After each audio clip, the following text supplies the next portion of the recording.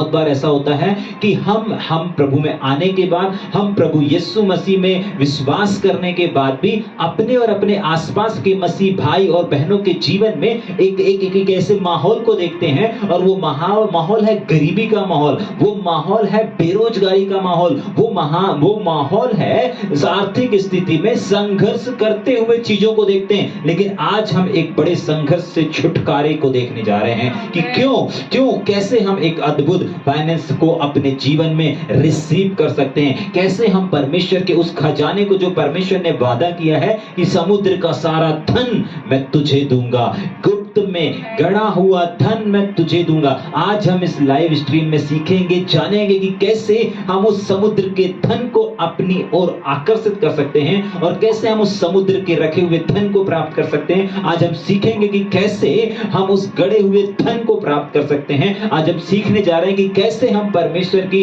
उस अब्राहम की और उस प्रभु यीशु मसीह के बलिदान की आशीषों को अपने जीवन में प्रकट रूप में देख सकते हैं। कितने लोग तैयार हैं? यस। तैयार हैं? जल्दी से मैं चाहता हूं एक वचन को पढ़ेंगे, उसके बाद थोड़ी देर हम ध्यान करेंगे। निश्चय आज का सरमन, निश्चय आज की आवाज आपके जीवन में एक अद्भुत प्रकाश को लेकर के आने जा रही है। जाग रहे हैं? यस। यशायाह नबी की किताब, उसका 23 अध्याय, उसके 18 वचन को पढ़ेंगे, 17 और 18 वचन को पढ़ेंगे, उसके बाद थोड़ी देर हम ध्यान करेंगे। यस। यशायाह 23 का 17-18। हाँ। 70 वर्ष के बीतने पर, 70 वर्ष के बीतने पर यहोवा हाँ सोर की सुधि लेगा। सोर की सुधि लेगा। सोर एक प्रदेश है, एक देश है, एक नगर है, और सोर के साथ साथ अगर आप इस पूरे 23 अध्याय को पढ़ेंगे तो यहाँ पर कसदी लोग भी हैं और तर्शीश के लोग भी हैं, और अगर हम देखेंगे तो यहाँ पर तरसीश के लोग हैं, सिदोनी लोग हैं, कसदियों के लोग हैं, सीदोन के लोग हैं, और उसी में से एक है सोर, सोर के भी नगर। इन सारे लोग मिल करके कुछ चीजों को किया करते थे। ये वो चीजों को किया करते थे, ये उन बातों में आगे बढ़ा करते थे जो चीजें मेरे परमेश्वर को, हमारे परमेश्वर को पसंद नहीं थी। ये अपने जीवन को उस ओर लेकर के चलते थे। एग्जाम्पल के लिए अगर आप इसके 23 अध्याय के दूसरे वचन को पढ़ेंगे, पहले वचन को पढ़ेंगे, चौथे वचन को पढ़ेंगे और उसके 12 वचन को पढ़ेंगे, तो आपको इन जगहों पर पता चलेगा। उसके 8-9 वचन में पढ़ेंगे, इसके पूरे हम 23 अध्याय को पढ़ते हैं तो हमको पता चलता है कि यहाँ पर जितने भी प्रदेश के और जितने भी नगर के लोगों के नाम हैं, वे सारे के सारे लोगों ने अपने समय को, अपने आप को धन कमाने के लिए, धन संचय करने के लिए, नई नई टेक्नोलॉजी में, नए नए जहाज बनाने के लिए, नए नए टापू बनाने के लिए, इन सब में अपने जीवन को गुजारा और गुजारते चले जा रहे हैं। और इनके बाद जो इनकी जनरेशन है वो भी इसी काम में लगी हुई है, और इनका पैसा परमेश्वर की नजरों में, ध्यान सुनिएगा, इन लोगों का जो पैसा है, इन लोगों का जो धन है, वो परमेश्वर की नजरों में, ऐसा लिखा हुआ है 17 वचन में, क्या करेगा? छिनाले की कमाई। मतलब एक लाइन में अगर हम बोलेंगे तो ये कौन सी वाली कमाई कहलाएगी? गलत तरीके से कमाया हुआ धन कहलाएगा। गलत तरीके से कमाया गया पैसा, जिसको घृणित पैसा बोला जाता है। लेकिन परमेश्वर यहां पर कुछ कर रहा है। जाग रहे हैं? परमेश्वर यहां पर कुछ कर रहा है, और क्या कर रहा है पढ़ेंगे उसी के आगे, 17 के आगे।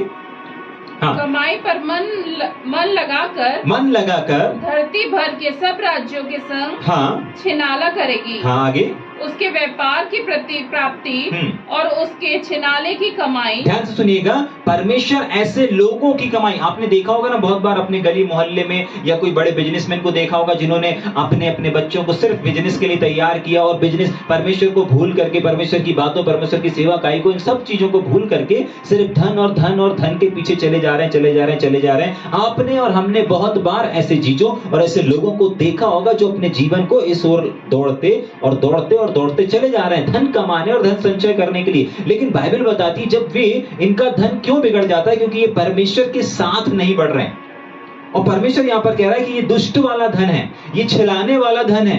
ये बहुत बार ऐसा होता है ना, अपन किसी को रिश्वत ले लेते हैं, रिश्वत लेकर के धन कमा लेते हैं, छीन लेते हैं, किसी का लूट लेते हैं, किसी का कोई प्रॉपर्टी हड़प लेते हैं। बहुत तरीके से नेगेटिव और काला धन कमाने के बहुत सारे रास्ते हैं, जिससे हम ऐसे धन को, जो पाप की कमाई है, उसको संचय कर सकते हैं।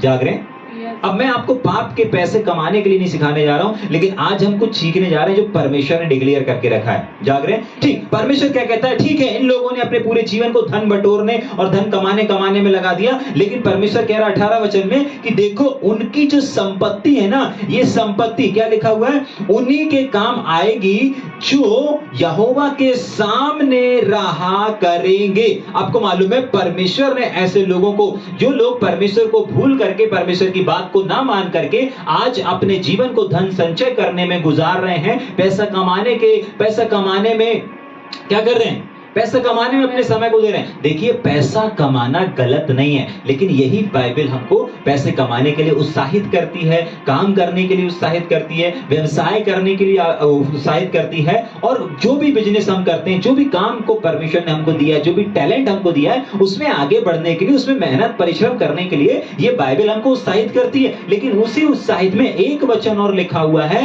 कि धन की लेन देन की बहुतायत के कारण कुछ चीजें जो पॉजिटिव है वो नेगेटिव में बदल जाती हैं। इसका मतलब धन कमाना अच्छी चीज है, लेकिन बहुत कमाना, धन होना अच्छी चीज है, लेकिन बहुत धन हो जाना, बहुतायत के कारण वो पॉजिटिविटी धन नेगेटिविटी में बदल जाता है। जाग रहे हैं? थोड़ा सा सोना अच्छी चीज है, रखो, लेकिन बहुतायत का सोना रखना गलत।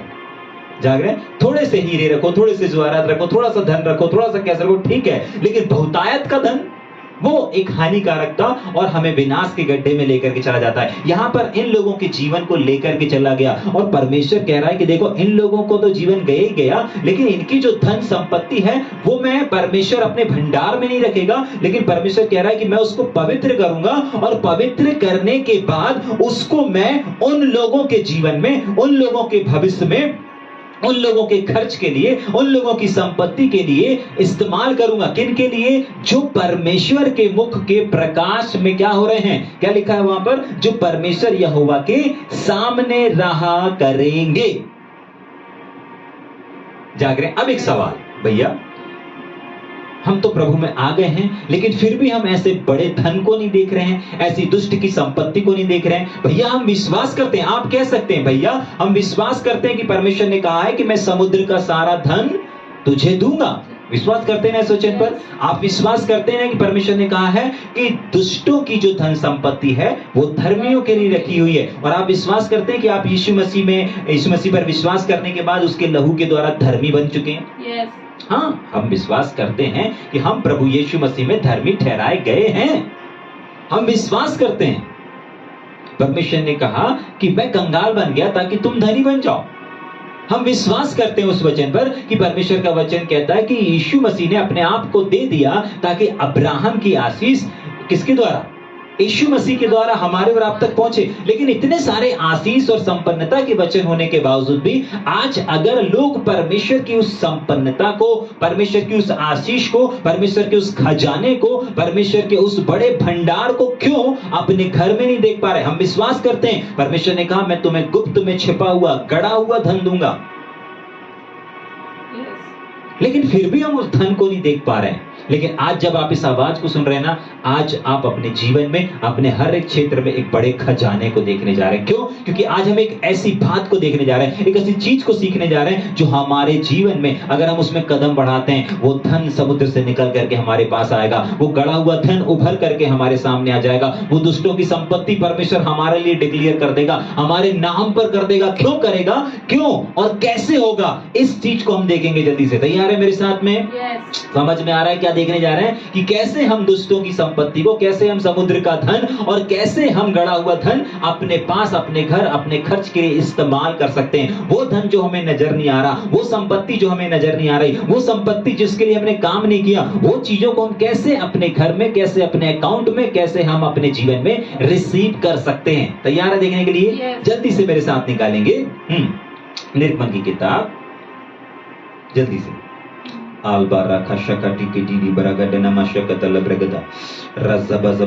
निर्गमन की किताब 19 अध्याय उसका 5 और 6 वचन को पढ़ेंगे। इसलिए अब यदि तुम निश्चय मेरी ध्यान सुनिए, ये वे लोग हैं। अगर यहाँ पर 18 वचन में लिखा था कि वे लोगों के जीवन में मैं इन धन संपत्तियों को रिलीज करूंगा जो यहोवा के सामने रहा करेंगे। अब भैया आप कह सकते हैं, हम भी कह सकते हैं, हम परमेश्वर के जाने, हम परमेश्वर के क्या करते हैं, हम परमेश्वर के कहलाते हैं। हाँ, आप परमेश्वर की संतान है, लेकिन संतान होना काफी नहीं है। परमेश्वर कहते हैं, प्रभु यीशु मसीह कहते हैं कि देखो मेरी आशीषों को, ये मेरी संपन्नता को कौन प्राप्त कर पाएगा, मैं किसको दूंगा, जो मेरे मुख के सामने। कुछ लोग पीछे ही अपने जीवन को गुजार रहे हैं, सामने नहीं आना चाहते। जागरण नहीं भैया, हम यीशु मसीह के पीछे ही सही है। यीशु मसीह कहता है एक समय था पीछे चल रहे थे, अब पीछे से निकल करके आगे आओ। प्रभु लाना चाहता है, और अगर आएंगे तो यहां पर लिखा हुआ है कि वो जो यीशु मसीह के मुख के सामने रहते हैं उनको परमेश्वर संपन्न करता है, महान बनाता है। हर एक क्षेत्र में, धन के क्षेत्र में, व्यापार के क्षेत्र में, सेवकाई के क्षेत्र में, आपके पास जो कुछ भी है उस हर एक क्षेत्र में परमेश्वर आपको संपन्न करने जा रहा है। लेकिन कब? जब यहां पर पढ़ेंगे उसका 5 और 6 वचन को। निश्चय मेरी मानोगे, मेरी वाचा का पालन करोगे। हाँ, पहली चीज मानोगे। देखिए हम लोग संडे सर्विस जाते हैं, हम लोग डेली डिवोशन को, परमेश्वर के वचन को सुनते हैं, उसकी आवाज को सुनते हैं, लेकिन परमेश्वर एक भी ऐसी आवाज को आप तक नहीं पहुंचाता जो वो ये ना चाहता हो कि आप उसको ना माने। जागरें, हर एक वो आवाज जो परमेश्वर आप तक पहुंचाता है, परमेश्वर चाहता है कि आप उस बात को मानो। और वो आवाज क्या है? उसका वचन। अगर आज अभी इस आवाज को आप सुन पा रहे हैं तो परमेश्वर आपसे क्या अपेक्षा कर रहा है कि मेरे बेटे और मेरी बेटी मेरे वचन को सिर्फ सुने नहीं, लेकिन मेरे वचन को माने। और कौन से वचन को मानना है? जो परमेश्वर का वचन आता है। जब आता है आपको उसमें आगे बढ़ना है, और ये आगे बढ़ना ही मानना कहलाता है। जो वचन हमने सुना, सुनने के बाद हमने रिसीव किया और उसके अनुसार हमने कदम को बढ़ाया। अगर परमेश्वर कहता है कि तू अगर विश्वास करता है तो बपतिस्मा ले सकता है, तो हमने जब इस संदेश को सुना तो हमने विश्वास आया, और विश्वास करने के बाद अगर हम बपतिस्मा लेते हैं तो हम क्या कर रहे हैं? एक कदम वचन में आगे बढ़ रहे हैं। और जब ऐसा करते हैं, वचन को सुनने के बाद उसके अनुसार करते हैं, तो तब हमारे जीवनों में समुद्र का धन निकल करके आता है, गड़ा हुआ धन निकल करके आता है। देखिए, समुद्र का धन आने के लिए, गड़ा हुआ धन बाहर निकालने के लिए आपको कुछ करना पड़ेगा ना। अगर मान लीजिए आपको पता चल गया कि आप ही के घर में, जहां पर आप बैठे हैं, जहां से आप अभी इस समय सुन रहे हैं, देख रहे हैं, वहीं पर उसी के नीचे, आपके पलंग के नीचे अगर आप गड्ढा करेंगे तो वहां पर क्या है? सोने के बिस्किट रखे हुए हैं। जाग रहे हैं? बहुत सारा सोना है, बहुत सारा खजाना छुपा हुआ है। आप क्या करेंगे? आप उसके ऊपर आने का वेट करेंगे क्या? नहीं नहीं नहीं नहीं नहीं, आप क्या, कोई भी नहीं करेगा, मैं भी नहीं करूंगा। ठीक है, फिर क्या करेंगे भैया? हम जल्दी से उसको खोदने का सामान मंगवाएंगे। किसी से बोलेंगे सब्बल लेकर के आओ, बच्चे से बोलेंगे गैती लेकर के आओ, फाड़ा लेके आओ। क्या करना है पापा? अरे जल्दी से इसको खोदना है। क्यों, क्या हुआ? यहाँ पर खजाना है। इसका मतलब अगर हमको पता चल जाता है कि हमारे घर पे खजाना है तो हम क्या करेंगे? उसके पीछे भागेंगे, उसको खोदने के लिए परिश्रम करेंगे, हमारा पसीना निकलेगा, हमको हमारी मेहनत लगेगी, समय लगेगा, सब कुछ लगेगा, तब जाकर के वो घड़े को, खजाने का जो घड़ा है उसको हम बाहर निकाल पाएंगे, और उसका, उस संपन्नता से हम संपन्न हो पाएंगे। ठीक उसी प्रकार आज आपको फावड़ा इस्तेमाल करने की आवश्यकता नहीं है, आज आपको गैती इस्तेमाल करने की आवश्यकता नहीं है, और ना ही आज आपको घर अपने खोदने की आवश्यकता है, ना ही आपको समुद्र में छन्ना लगाने की आवश्यकता है, ना ही आपको दुष्टों की ओर देखने की आवश्यकता है, ना ही आपको छुपा हुआ धन ढूंढने की आवश्यकता है। आपको सिर्फ और सिर्फ एक चीज की आवश्यकता है। ये सारी चीजें आपको खोजते हुए चली आएंगी, लेकिन कब? जब आप परमेश्वर की बात को मानेंगे, और उसकी बात उसका वचन है, उसकी बात उस परमेश्वर का वचन है जो परमेश्वर आज आप तक पहुंचा रहा है। परमेश्वर चाहता है आपको संपन्न बनाना, परमेश्वर चाहता है आपको भरपूरी से देना, परमेश्वर चाहता है कि आपके अकाउंट में पैसा रहे, परमेश्वर चाहता है कि आपके पॉकेट में पैसा रहे, परमेश्वर चाहता है कि आपके पास सोना चांदी रहे, परमेश्वर चाहता है कि आप हीरे जवाहरात से भरे रहो। परमेश्वर आपको गरीब देखने नहीं चाहता, परमेश्वर आपको खाली पॉकेट नहीं देखना चाहता, परमेश्वर आपके अकाउंट को खाली नहीं देखना चाहता, परमेश्वर आपको गरीबियों का जीवन जीने नहीं देखना चाहता। क्यों? क्योंकि परमेश्वर का वचन खुद कहता है कि मैं अपने प्रभु यीशु मसीह का अनुग्रह जानता हूं कि वो धनवान होकर के कंगाल बन गया, इसलिए नहीं कि आप गरीब जियो, आप कंगाली का जीवन जियो, परंतु इसीलिए वो कंगाल बना ताकि आप और हम अमीरी का जीवन जिए। आप और हम गरीबी का जीवन जीने के लिए नहीं बुलाए गए हैं, परंतु आप और हम अमीरी का जीवन जीने के लिए बुलाए गए हैं। आप और हम बेरोजगारी का और कंगाली का नहीं, परंतु संपन्नता का जीवन जीने के लिए बुलाए गए हैं। अगर ये आवाज आप तक पहुंच रही है, अगर ये संदेश आप तक पहुंच रहा है, तो परमेश्वर की योजना आपके लिए है कि आपको परमेश्वर संपन्न करे। आपके अकाउंट को परमेश्वर संपन्न करने जा रहा है, आपके पॉकेट को परमेश्वर संपन्न करने जा रहा है। आपके हर एक उस क्षेत्र में जहां पर आप संपन्नता को नहीं देख रहे हैं, मैं आपके लिए घोषणा करना चाहता हूं कि परमेश्वर की योजना है आपको संपन्न करने की। आमीन। उसके लिए आपको समुद्र के धन के पीछे नहीं भागना पड़ेगा, उसके लिए आपको गुप्त धन ढूंढने की आवश्यकता नहीं पड़ेगी, उसके लिए आपको बड़े खजाने के पीछे नहीं जाना पड़ेगा, उसके लिए आपको दुष्टों की संपत्ति, दुष्टों के मरने का वेट नहीं करना पड़ेगा, लेकिन उसके लिए आपको सिर्फ एक चीज करनी पड़ेगी। परमेश्वर का वचन जब जब आप तक पहुंच रहा है, हो सकता है किसी लिंक के माध्यम से पहुंचा हो सकता है सुबह की मॉर्निंग प्रेयर के द्वारा पहुंचा हो सकता है रात की प्रार्थना के द्वारा पहुंचा हो सकता है बाइबल अध्ययन के द्वारा पहुंच रहा हो सकता है लाइव स्ट्रीम के द्वारा पहुंच रहा हो। जब जब परमेश्वर का वचन आप तक पहुंचता है और जितना भी वचन आप रिसीव करते हैं, आपको ज्यादा बहुत लंबा चौड़ा और 10-15 वचन को रिसीव करने की आवश्यकता नहीं है। एक बार में अगर आप एक वचन भी, याद रखिएगा, अगर एक बात में, एक वचन में, एक सरमन में, एक संदेश में अगर आप एक लाइन को भी अगर अमल करना शुरू कर देते ना, तो परमेश्वर अपनी आशीषों को आप तक रिलीज करना शुरू कर देता है। क्यों? क्योंकि उसका वचन कहता है, पढ़ेंगे फिर से 5 और 6। हाँ, यदि तू हाँ निश्चय मेरी मानोगे, तो क्या होगा? क्या लिखा है वहां पे, पढ़ेंगे। वचन का पालन करोगे तो सब लोग में से हाँ तुम मेरी निज धन ठहरोगे। और उसके आगे लिखा है कि तुम ही मेरी क्या ठहरोगे? संतान भी ठहरोगे। कौन सी वाली संतान? वो वाली संतान नहीं जो आज सारी दुनिया कहती है, नहीं। सारा संसार परमेश्वर के बेटे और बेटियां हैं, जाग रहे हैं। सारे संसार के लिए परमेश्वर का वचन कहता है ना, मैंने इस जगत से प्रेम किया, ठीक है कि नहीं? तो परमेश्वर का प्रेम पूरे जगत के लिए है, पूरे संसार के लिए, लेकिन उसके कुछ खास लोग हैं, और खास लोग वो हैं जो उसके वचन को मानते हैं। आमीन।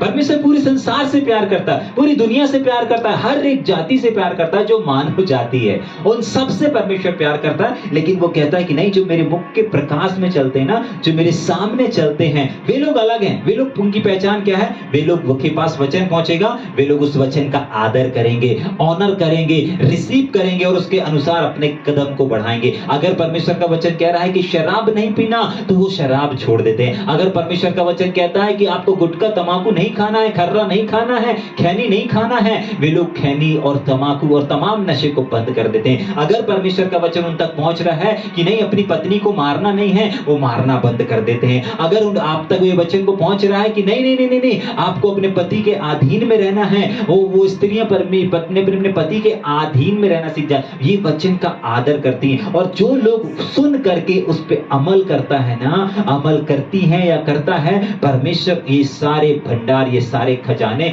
उनके जीवन के लिए रिलीज कर देता है, स्वतंत्र कर देता है। आपको धन संपत्ति खोजने की आवश्यकता नहीं पड़ेगी। परमेश्वर का वचन खुद कहता है कि धन आपके काम करने से नहीं, आपके खोजने से नहीं, लेकिन धन परमेश्वर की आशीष से मिलता है। आमीन, आमीन, और वो आशीष आपको कब मिलेगी, वो धन आपको कब मिलेगा? जब जो भी वचन आप सुनते हैं, जो भी विषय का संदेश आप तक पहुंचता है, उस संदेश को आपको सुन करके अपने जीवन में रिसीव करके अपने जीवन में आगे कदम बढ़ाना है। आपका बढ़ाया गया कदम आपके जीवन में संपन्नता को लेकर के आएगा। ये मेरे परमेश्वर का वादा है। Thank you Jesus. सबसे पहली चीज हमने देखी, किसके जीवन में परमेश्वर समुद्र का धन भेजेगा, किसको परमेश्वर गड़ा हुआ धन देगा, किसको परमेश्वर दुष्टों की संपत्ति देगा, किसको परमेश्वर इस सोर के और जिसके समान जितने भी राज थे, इन सब की प्रॉपर्टी किसको देगा, किसके नाम करेगा परमेश्वर? सबसे पहली चीज वे लोगों के नाम पे करेगा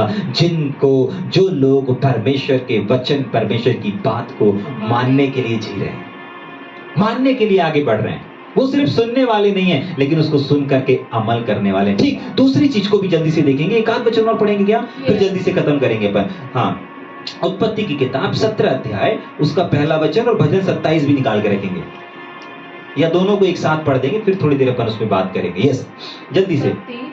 उत्पत्ति की किताब 17 अध्याय पहला वचन, भजन संहिता 27 अध्याय और उसका 4 वचन, जल्दी से। उत्पत्ति 17 का 1। हाँ। जब अब्राहम 99 वर्ष का हो गया। हाँ, ध्यान से सुनिएगा, बाइबल ऐसा बताती है कि जब अब्राहम 99 वर्ष का हो गया, तब यहोवा ने उसको दर्शन देकर कहा, मैं सर्वशक्तिमान ईश्वर हूँ। मैं सर्वशक्तिमान परमेश्वर ईश्वर हूँ। आगे, मेरी उपस्थिति में चल और सिद्ध होता जा। क्या होता जा? सिद्ध होता। याद रखिएगा। दूसरी चीज कि कौन से, हम वो भजन संहिता ही पढ़ देंगे जल्दी से। भजन संहिता 27 उसका 4 वचन ही पढ़ देंगे, फिर जल्दी से अपन खत्म करेंगे।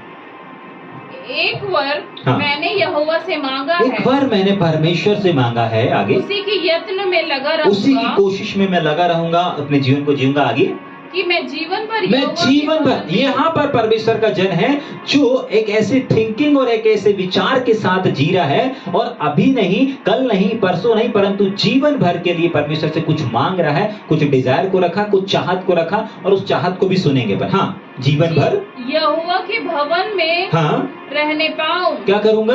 रहने पाऊं। दूसरी चीज सबसे इंपॉर्टेंट, पहली चीज हमने क्या देखी? वचन को मानना। जो परमेश्वर की बात को मानते हैं, परमेश्वर उसे संपन्न करता चला जाता है। दूसरी चीज हमने किस बात को देखा कि जो लोग परमेश्वर की उपस्थिति में चलते हैं और चलते हैं ना, तो पता है क्या होता है? बाइबल बताती है अब्राहम क्या हुआ? सिद्ध बना। अभी अपन ने पढ़ा 17 अध्याय के पहले वचन में कि परमेश्वर कहता है कि देख, मेरे पीछे चल, मेरे साथ चल, और जब चलने लगा तो वो बाइबल बताती है वो सिद्ध होता चल, और सिद्ध होता गया। हम जानते हैं आज सब अब्राहम की संतान कहलाते हैं। समझ पा रहे हैं इस बात को? तो दूसरी चीज जो हमने देखी कि कौन लोगों के जीवन में परमेश्वर इन धनों को रिलीज करता है, इन खजानों को रिलीज करता है। वे लोग जो परमेश्वर के पीछे चलना शुरू कर देते हैं। जाग रहे हैं? जो सिद्ध होना शुरू कर देते हैं, जो उसकी उपस्थिति को लेकर के चलते हैं।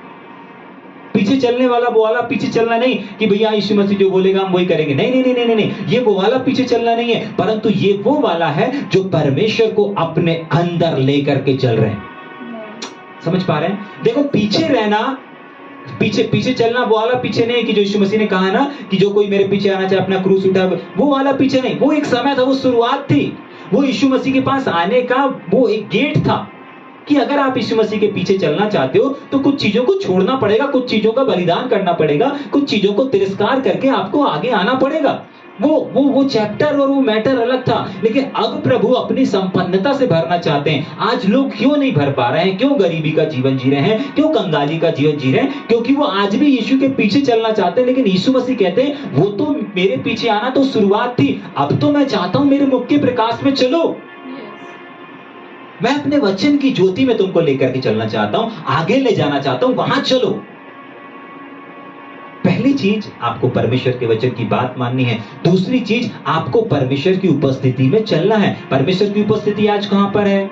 अब्राहम के टाइम में परमेश्वर के साथ में थी, वाणी के रूप में थी। आज परमेश्वर की उपस्थिति कहां है? आपके अंदर है। जब आपको कैसे चलना है, आपको ऐसे नहीं चलना है कि नहीं मैं अपनी मम्मी का बेटा हूं, मैं अपने पापा का बेटा हूं, मैं धनवान हूं, मेरे पास कार है, ये वाले विवेक से नहीं चलना है। परमेश्वर की उपस्थिति में चलने का मतलब होता है परमेश्वर की उपस्थिति को लेकर के चलना। आपको मालूम है जो व्यक्ति परमेश्वर की उपस्थिति में चलता है वो परमेश्वर को लेकर के चलता है। वो खुद काम नहीं कर रहा है, वो खुद नहीं चल रहा है, परंतु उसके द्वारा परमेश्वर चल रहा है। उसको बोला जाता है परमेश्वर की उपस्थिति में चलना। अगर अब्राहम के लिए बोला है तो मेरी उपस्थिति में चल और सिद्ध होता जा, तो वो अब्राहम हुआ। लेकिन आज हमको अब्राहम के समान नहीं, लेकिन अब्राहम के परमेश्वर ने एक ऐसा सिस्टम तैयार कर दिया है हम आज की जनरेशनों के लिए कि वो परमेश्वर की उपस्थिति आज बाहर नहीं अंदर है। और परमेश्वर चाहता है कि परमेश्वर प्रभु यीशु मसीह के द्वारा, किसके द्वारा? इस शरीर के अंदर प्रभु यीशु मसीह है। और यीशु मसीह कैसे प्रकट होना चाहता है? आपके हाथों के द्वारा, आपके मुख के द्वारा वो बोलना चाहता है, आपके हाथों के द्वारा वो लोगों को छूना चाहता है, आपके पैरों के द्वारा आपका प्रभु यीशु मसीह काम करना चाहता है। और वो आप काम नहीं कर रहे हैं, आपके हाथ नहीं है, अब आपका पैर आपका नहीं है, अब आपका मुख आपका नहीं है। जो लोग इस विवेक में चलते हैं वही कहलाते हैं कि नहीं, मैं नहीं चल रहा हूं, लेकिन मैं परमेश्वर की उपस्थिति में चल रहा हूं। परमेश्वर का वचन कहता है, अपने को परमेश्वर की उपस्थिति में जानकर चल और सिद्ध होता जाए। आज अगर अपने आप को मम्मी पापा का बेटा, लाडला, घर, प्रॉपर्टी, धनवान वाला, ये सब सोच करके चलते रहेंगे, परमेश्वर की उपस्थिति में नहीं चल पाएंगे। याद रखिए, परमेश्वर के पीछे चलना नहीं, परमेश्वर की उपस्थिति में चलना। और वो उपस्थिति कहां पर है आज? वो उपस्थिति और कहीं नहीं परंतु आपके अंदर है। और वो आपके अंदर से, वो आपकी आंखों से संसार को देखना चाहता है, वो आपके हाथों के द्वारा लोगों को छूना चाहता है, वो आपके शब्दों के द्वारा वचन को बोलना चाहता है, वो आपके द्वारा ही पूरी पृथ्वी पर जाना चाहता है। आपको क्या लग रहा है? आपको परमेश्वर ने, आप जहां पर हैं, आप इस स्थान पर जहां पर हैं, आप जहां पर अपने चर्च में सेवा कर रहे हैं, आप जिस नगर, जिस गांव में सेवा कर रहे हैं, जो आपका राज्य है, जो आपको परमेश्वर ने वहां के लिए बुलाया है, नहीं, बाइबल में कहीं ऐसा नहीं लिखा है कि आपको आपके नगर के लिए बुलाया गया, आपको आपके शहर के लिए बुलाया गया, आपको जबलपुर के लिए बुलाया गया, आपको यूपी के लिए बुलाया। आप जहां कहीं से भी सुन रहे हैं, सिर्फ आप जहां पर हैं वहां के लिए आपको बुलाहट नहीं दिया गया है, क्योंकि बाइबल में कहीं एक जगह पर भी नहीं लिखा, लेकिन बहुत सारी जगहों पर यह लिखा गया है। अगर आपको ज्योति बोला गया है तो ये नहीं बोला गया आपको जबलपुर की ज्योति या फिर महाराष्ट्र की ज्योति या फिर छत्तीसगढ़ या गुजरात की ज्योति, लेकिन कहा गया है कि तुम पूरे जगत की ज्योति हो। अगर परमेश्वर का वचन कहता है कि तुम पृथ्वी के नमक हो, अगर परमेश्वर ने हमें नमक बोला है, और वो नमक का काम होता है स्वाद देना, तो अगर परमेश्वर ने हमें नमक बोला है तो एक जगह, एक स्थान का नमक नहीं बोला है, परंतु पूरी पृथ्वी का नमक बोला है। अगर परमेश्वर कहता है कि तुम लोगों के लिए द्वार हो, तो किसी एक जगह पर द्वार नहीं, परंतु हर एक मानव जाति के लिए उद्धार का द्वार आप हैं।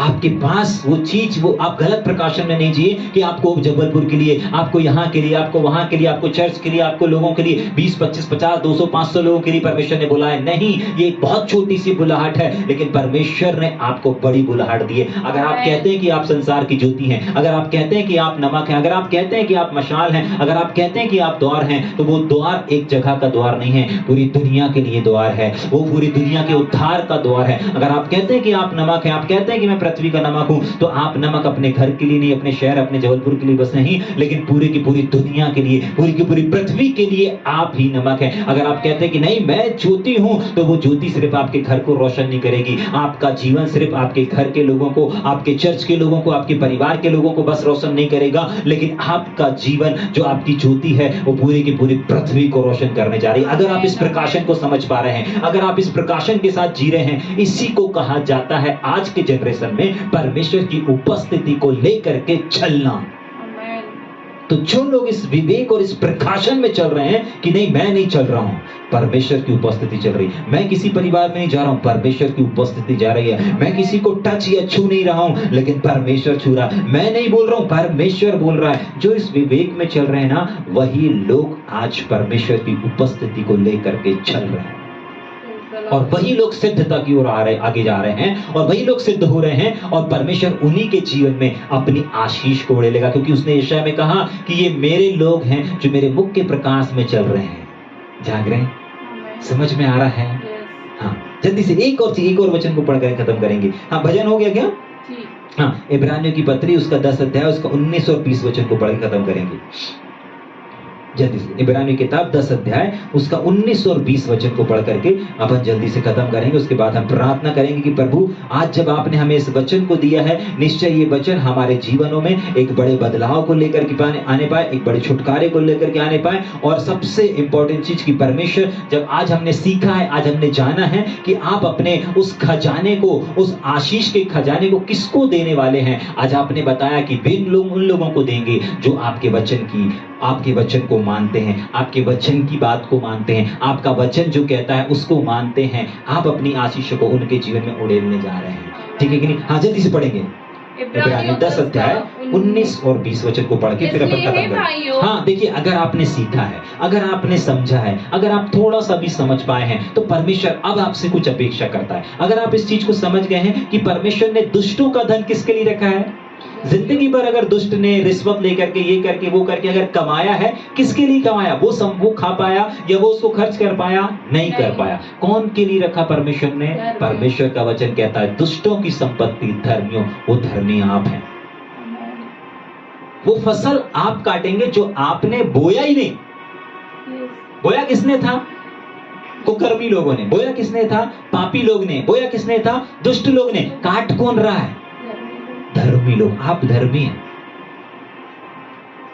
अगर परमेश्वर का वचन कहता है कि यीशु मसीह को जब सेवकाई के दौरान पैसों की आवश्यकता पड़ी, जब टैक्स देना था, आप सब जानते हैं, वहां पर परमेश्वर ने, प्रभु यीशु मसीह ने क्या कहा? एक मछली के पेट में क्या बोला? जाओ और जाके उसको सिक्का मिलेगा। जाग रहे? आपको मालूम है वहां पर हुआ क्या था? जब प्रभु यीशु मसीह को जरूरत पड़ी तो उसने उन सिक्कों को भी आदेश दे दिया था कि मछली के पेट में चले जाओ।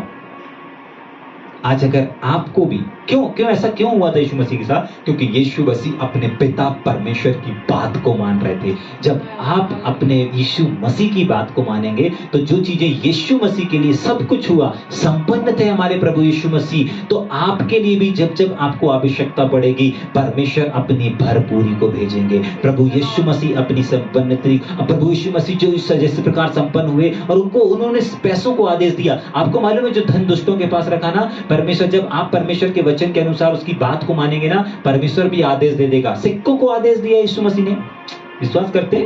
हाँ, सिक्कों को आदेश दिया।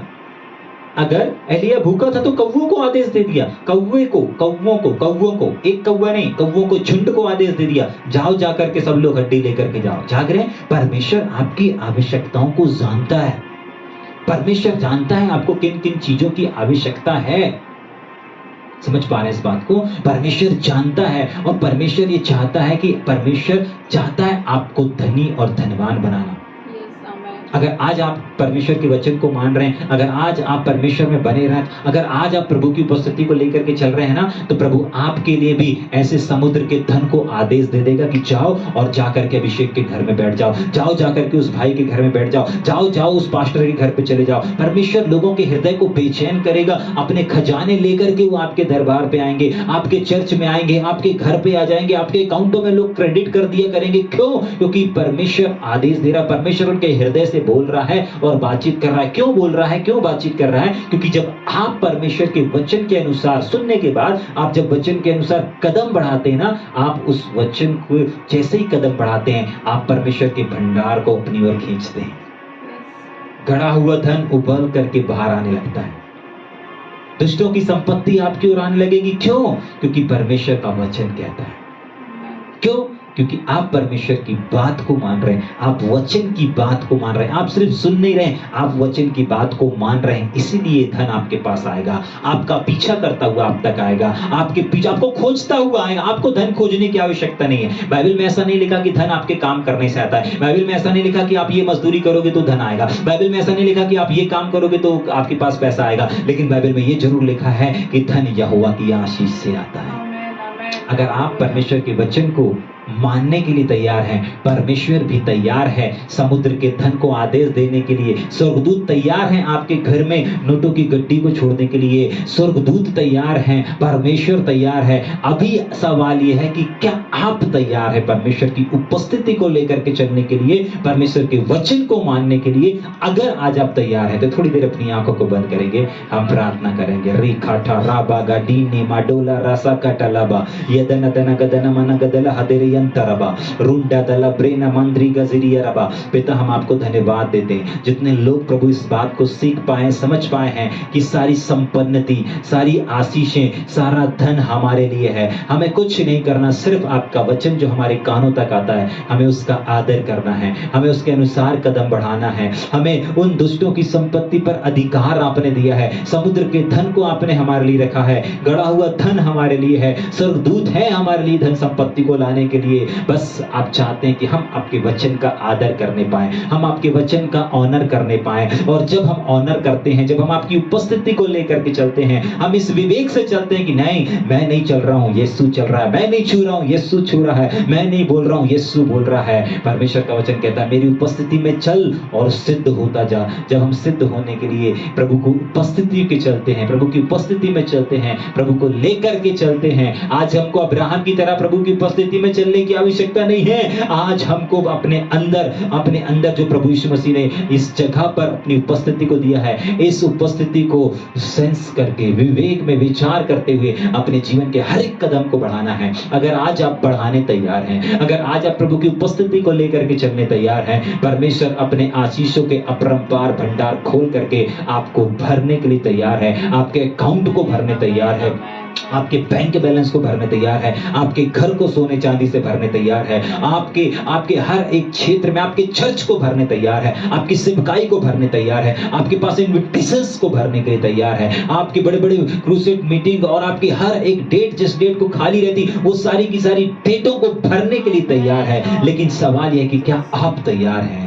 प्रभु के वचन को मानने के लिए, प्रभु की उपस्थिति को लेकर के चलने के लिए, प्रभु से जुड़े रहने के लिए, डिजायर रखने के लिए? क्या आप तैयार हैं? परमेश्वर आज आपको आवाज दे रहा है इब्रानी की किताब उसके 10 अध्याय उसके 19, 20, 21, 22 वचन में कि आओ।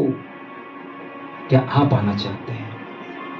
पिता हम धन्यवाद देते हैं, आपको आदर, आपको महिमा देते हैं यीशु नासरी के नाम से, प्रभु यीशु मसीह के लहू के द्वारा, आमीन।